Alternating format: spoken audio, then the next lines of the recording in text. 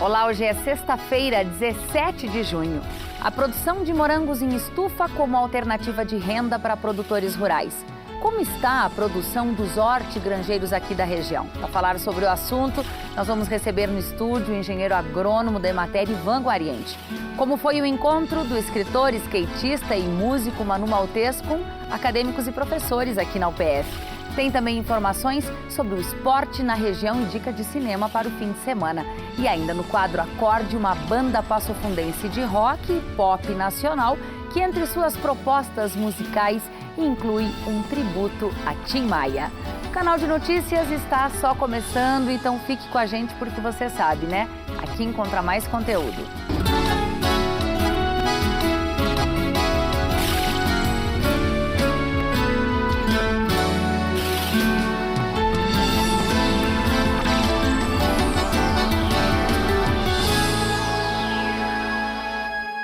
A região norte do Rio Grande do Sul é conhecida pela forte produção agrícola, mas apostar em uma cultura diferente pode ajudar a complementar a renda de quem vive no campo. Em Passo Fundo, um agricultor cultiva morangos em estufa. A colheita é realizada em alguns períodos do ano que ajuda a complementar a renda da família.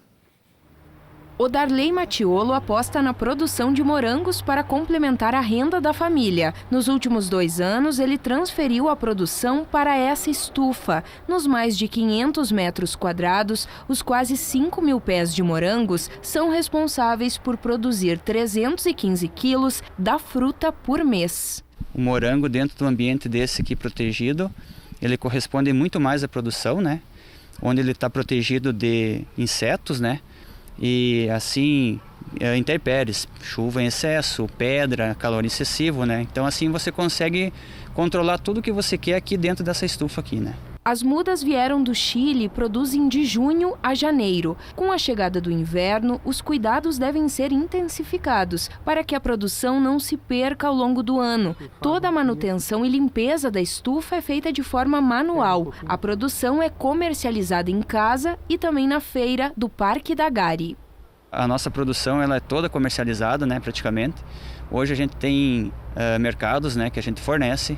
A feira do produtor, lá na Gari, lá em Passo Fundo, né? E assim o produto é de primeira qualidade, inclusive até o pessoal vem aqui fora mesmo, procurar nós para comprar. Toda a colheita e separação dos frutos é feita pela família. O que não é vendido acaba virando suco. Como a plantação é feita em estufa, o uso de inseticidas e agrotóxicos não acontece, garantindo assim uma produção totalmente orgânica. Hoje a gente tem nesse ambiente protegido aqui um controle muito grande hoje das pragas e doenças, né? Então a gente consegue manter um produto 100% orgânico e com a aplicação de produtos biológicos, né? A Emater é parceira dos agricultores que querem complementar a renda. Quando é acionada, oferece extensão rural, orientação técnica e ajuda ao agricultor para vender seus produtos nas feiras. Aqui no caso do Matiolo, né, nós começamos praticamente a trabalhar um pouco com ele a partir do ano passado, né? Como ele relatou antigamente, ele fazia o trabalho no chão, né? E um dia nós conversando sobre esse sistema, ele disse, vou montar uma estufa, né? Aí o Matiolo, a gente deu algumas orientações, mas aqui tudo foi mérito dele, né? E a gente vê isso aqui como uma grande, perspectiva de geração de renda, né?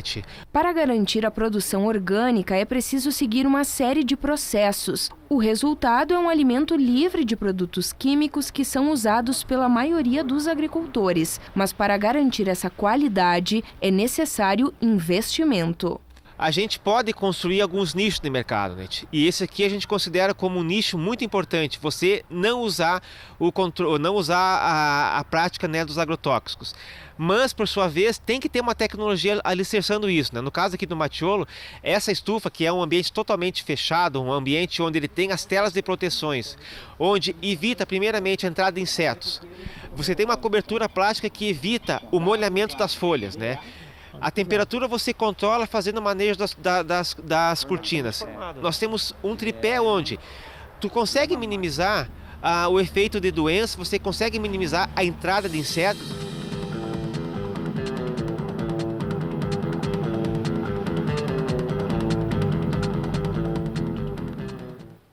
E olha, além de morangos, o agricultor familiar também tem a opção de investir na produção de hortigranjeiros como alternativa de renda. E o que fazer para ter uma boa produtividade, garantir o produto na mesa do consumidor, enfrentando baixas temperaturas, como as geadas da semana passada? Bom, quem vai falar um pouco sobre este assunto é o engenheiro agrônomo da Emater Regional de Passo Fundo, Ivan Guariente. Seja muito bem-vindo ao PFTV. Uma satisfação. Obrigada por aceitar o nosso convite. Qual é a produção de hortigranjeiros aqui em Passo Fundo e região?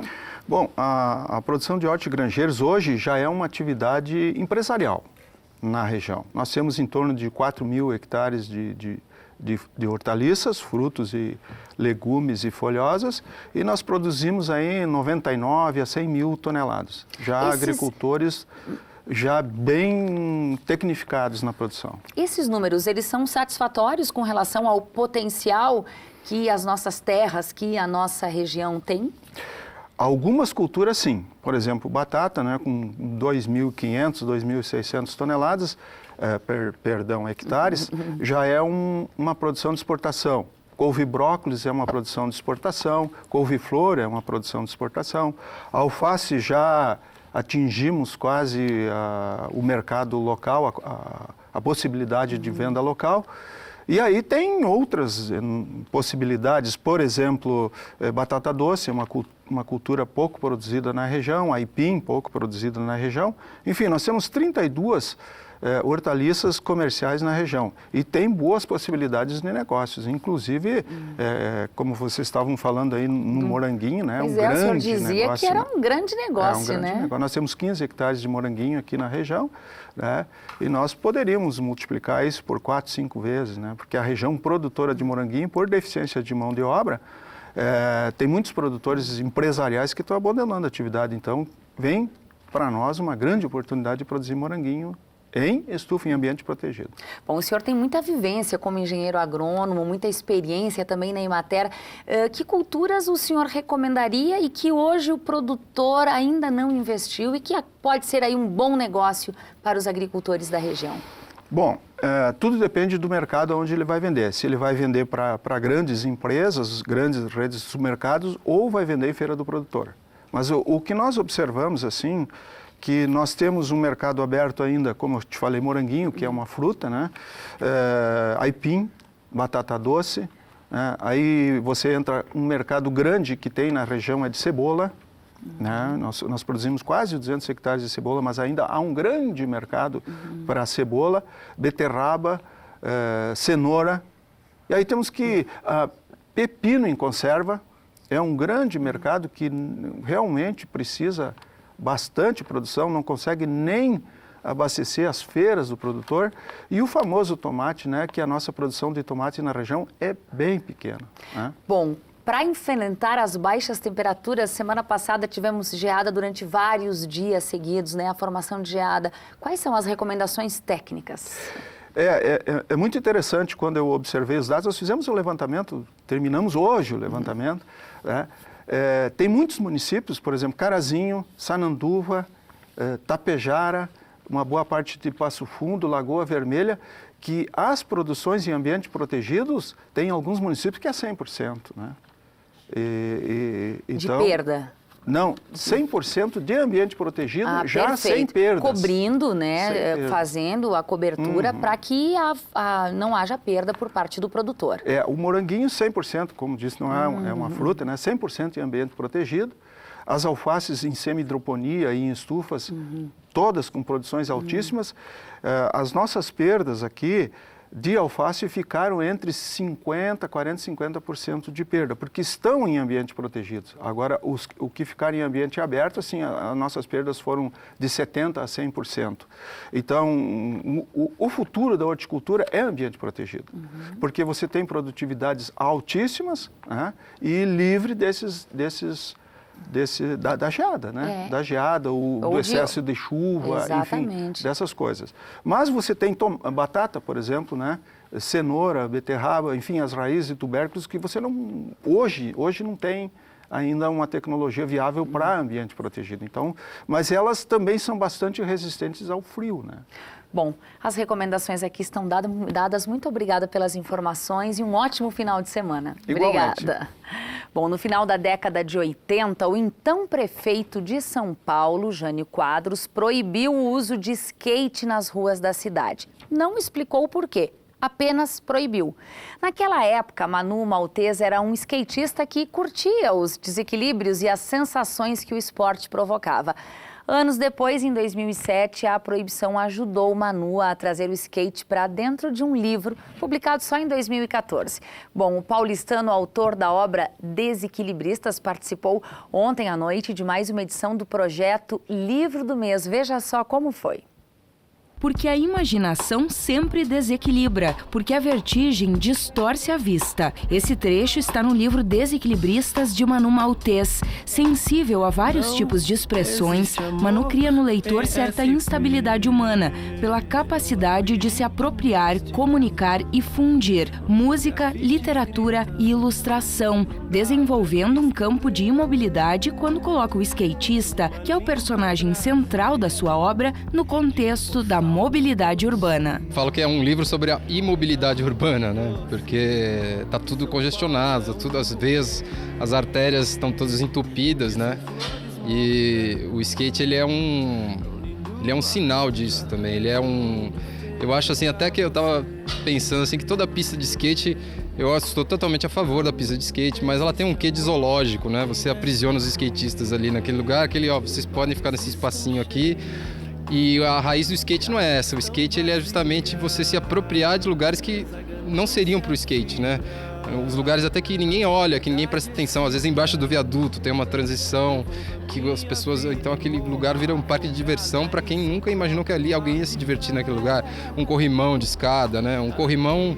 A gente nunca mais vai ver um corrimão da mesma forma depois que surgiu o skate, né? Uma escadaria... Todas essas coisas, né? Então o skatista ele ressignifica esses espaços, né? Liberdade e repressão na selva das máquinas, as manobras dos skates, a transgressão circulam e se afiam na fluidez do traço, do verbo e das rodas representadas no livro. Dessa luta pela ocupação da cidade, pelas pessoas, né? Pelo cidadão que não é cidadão, é cidadanado, né? São todos, lá a noção de cidadania no Brasil, inclusive, é uma coisa muito precária, né?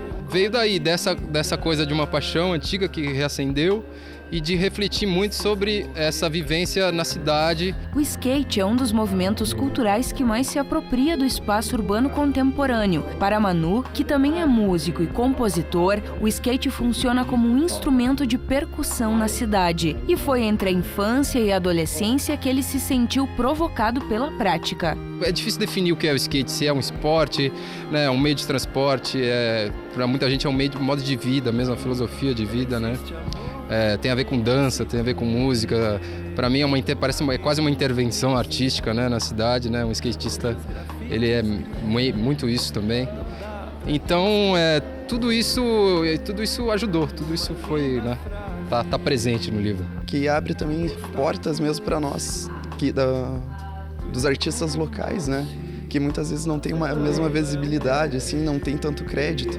E isso muitas vezes pessoas que não são adeptos à nossa cultura passam a ser, né? A partir de artistas como ele, Sérgio Vaz também, que já esteve aqui conosco.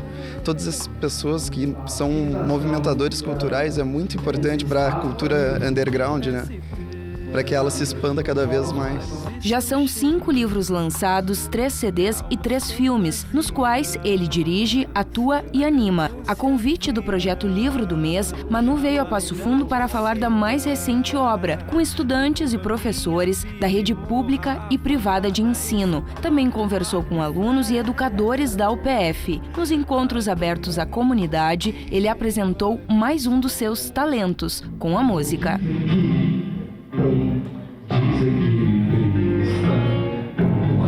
Os contornos da cidade